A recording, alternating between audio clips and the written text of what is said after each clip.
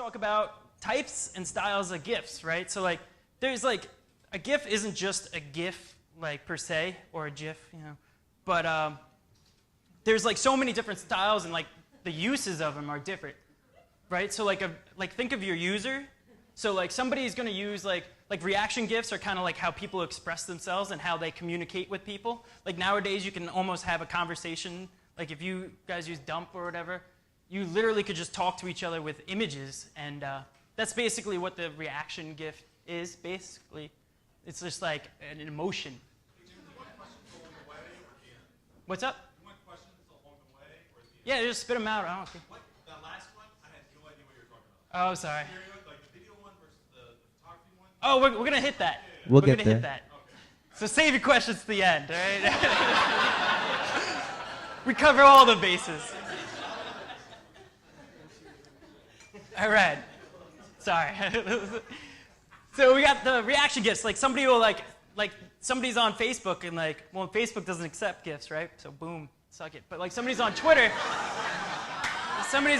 right? And they're like making a conversation, and you're like, oh, I got muscles. I could send you like this guy from Cobra Starship, kind of like, this is how I'm feeling, you know. And like this is great. Like if you're like working with a brand, you know, you can talk to your people, and they don't even have to be from the same country, right? Doesn't Tumblr have like a shitload of like people from like Brazil and stuff like that?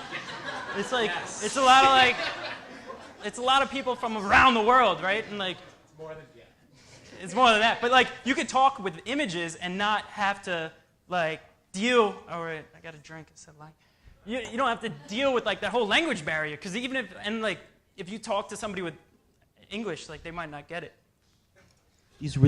These work really well in emails too. I don't know if you guys tried that yet, but yeah, you should sign every email with a GIF. That's what.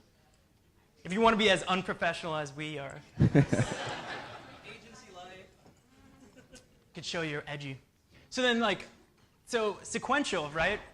That's pretty much the standard GIF that like everybody thinks of. They think of the video clip that somebody's made, and you know, it's like my favorite part from Lone Ranger. So like, but it's like there's other uses for sequential GIFs. They're like moments in time, I guess. And like the good ones, like if you want it to stand out, it would loop smoothly and like be seamless. But like sometimes they don't have to be. They can be kind of choppy. It's like it's all about the idea. And we actually shot this, like we were talking about like easy ways of making GIFs. We shot all these with a GIF app, GIF shop, that our buddy made. So it was like super fun. Went to the aquarium. You could put it up against the glass. It's like tripod. And then the evolution of sequential GIFs kind of became like the cinemagraphs that pretty much like, originally it was like fancy GIFs. That's what people like to call them.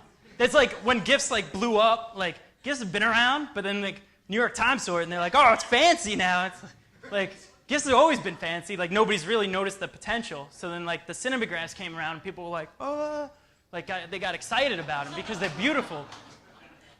And like that's like basically the idea. It's like moments in time that are like, it's beautiful to look at and it's engaging. But so there's good things and bads. Like the bad things sometimes with cinemagraphs is like you got to think about like designing GIFs for your dash, right? And if people are just blowing through, they might skip it because like there's just the flower shaking in the breeze.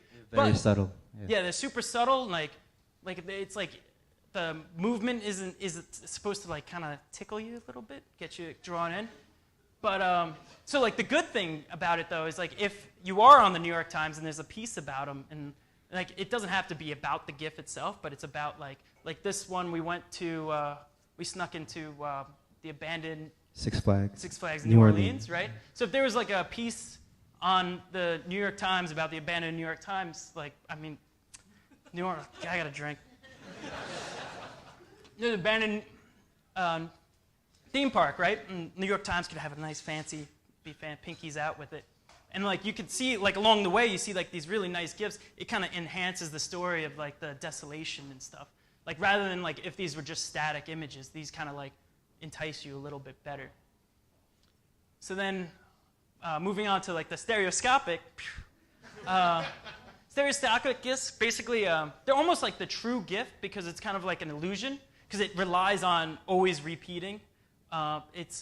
it could be shot with how many frames you want. We typically use like a Nishika camera or a Nimzo.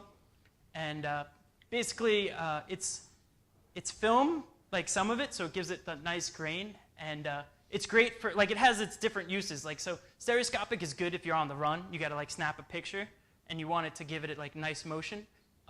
For, like, composition, it makes the whatever you want in subject in front and center, because the background's shifting, so your eyes automatically drawn to, like, the subject, like the sparklers and stuff. And like live shows, right? You can get punched in the face, but you still snap that picture, and you got that GIF. It's a beautiful GIF. And then another use for GIFs is like graphics, like graphic design. We did this like this MTV logo. It's like you can picture that like sitting on like a web page, like, and it's just chilling. It's like almost like a supporting player into your full course meal, I guess. So it doesn't have to take the front and center. Like, you don't always have to do a GIF to like get an impact. It could be like just an graphic element along the way. And like the type, like sometimes it makes the type more interesting and engaging to the viewer.